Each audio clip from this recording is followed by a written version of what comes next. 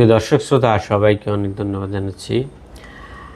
আজকে বাংলাদেশের ক্রীড়া ক্ষেত্রে বিশেষ করে ক্রিকেটে গত কয়েকদিনে কিছু আলোচিত ঘটনা ঘটেছে, সেটা নিয়ে কথা বলবো। তা আমরা জানি যে বাংলাদেশের সাবেক অধিনায়ক এবং সাবেক চিফ সিলেক্টর ফারুক আহমেদের জায়গায় এসেছেন আমিনুল ইসলাম বুলবুল। তো আমরা জানি যে গত 5 আগস্টের পট পরিবর্তনের পরে যে সরকারের পক্ষ থেকে ডেকে এনে ফারুক আহমেদকে দায়িত্ব দেওয়া হয়। তার আগে পাপনের সময় ফারুক আহমেদ বাংলাদেশ ক্রিকেট দলের বিসিবি চিফ সিলেক্টর ছিলেন।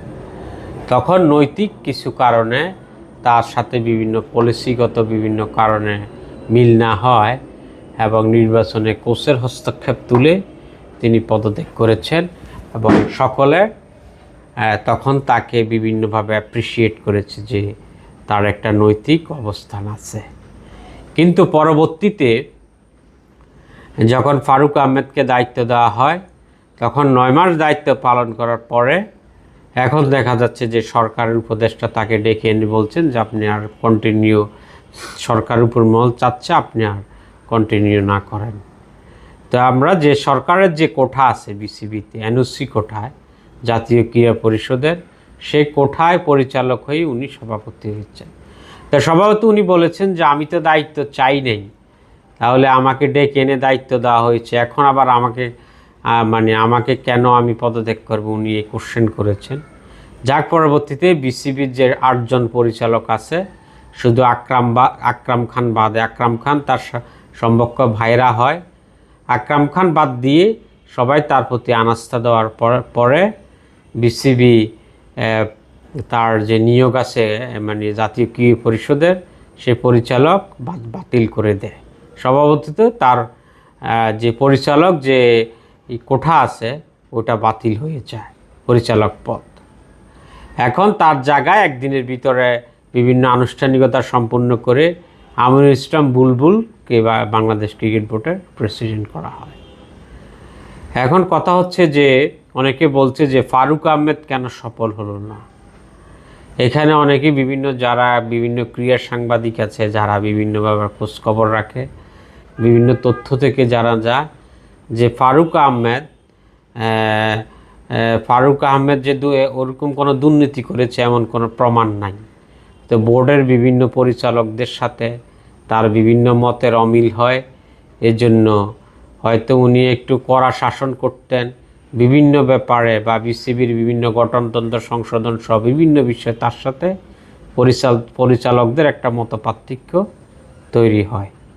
এবং বোর্ডের যারা পরিচালক আছে তারা অনাস্থার চিঠিতে আরেকটা অভিযোগ দিয়েছেন যে বিপিএলের যে বিভিন্ন যে পরিচালনায় বিভিন্ন ঘাটতি তার দোষ দিয়েছেন এবং বিসিবির যে ফান্ড আছে ওইটা ট্রান্সফার করেছেন। কিন্তু এখানে তো অন্য 2 জন পরিচালকেরও স্বাক্ষর আছে, বা বিভিন্ন ব্যাপারে তাদের সাথে মত পার্থক্য হয়েছে, বা তিনি এককভাবে সিদ্ধান্ত নিয়েছেন।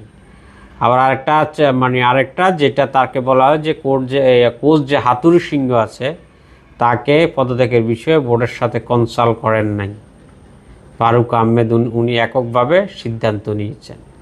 নানান কারণে তার যে মত পার্থক্য তৈরি হয় অন্য বোর্ড সদস্যদের সাথে, ওইটাই তার পদত্যাগ তাকে সরিয়ে দেওয়ার এটাই কারণ। তো এটাই ইতিহাস বিচার করবে, পরবর্তীতে আরও অনেক ঘটনা বেরিয়ে আসবে।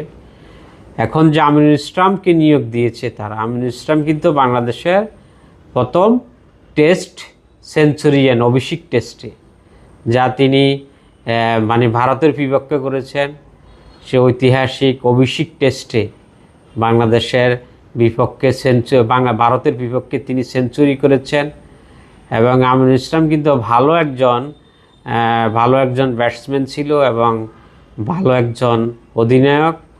বাংলাদেশের ক্রিকেটের ইতিহাসে আমিনুল ইসলামের অনেক অবদান আছে এবং বর্তমানে আমিনুল ইসলামের বিভিন্ন ক্রিকেটে নিয়ে তিনি ছিলেন। উনি বিসিবির গেম ডেভেলপমেন্ট কমিটিতে কাজ করতেন, অনেক দিন যাবৎ কাজ করতেছে। তো নিয়োগ পেয়ে আমিনুল ইসলাম বলেছেন যে তিনি T20 ম্যাচ খেলবেন, একটা ছোট সময়ের মধ্যে উনি কীভাবে কাজ করা যায় বাংলাদেশ ক্রিকেটে এটার প্রতি উনি মনোযোগ দিবেন। এবং আশা করি মামুনুল ইসলামের মাধ্যমে বাংলাদেশ ক্রিকেটের নতুন অধ্যায় শুরু হবে, যেখানে আসলে প্রশাসনিক বিভিন্ন ঝামেলার কারণে বাংলাদেশের আজকের যে লেটেস্ট যে নিউজ, আইসিসির র্যাঙ্কিংয়ে বাংলাদেশ কিন্তু আরও এক ধাপ পিছিয়ে গেছে। বাংলাদেশের সাবেক অধিনায়ক তামিম ইকবাল একটা কমেন্টস করেছেন যে বিসিবিতে খেলা ছাড়া সবই হয়।